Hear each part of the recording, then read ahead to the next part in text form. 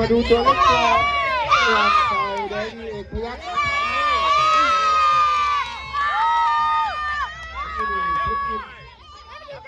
จับชื่อไว้เลย2 ตัว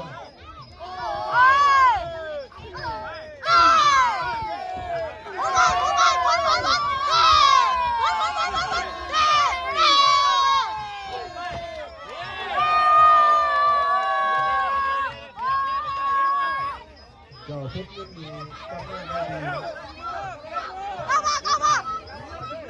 ตัว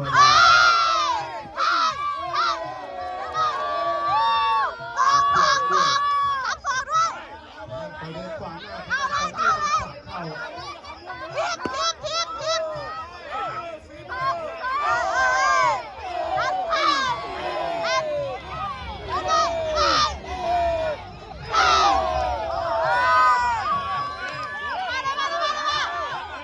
อันนี้นะครับไปสวนเลยไปยืนติดเล็กติดใจ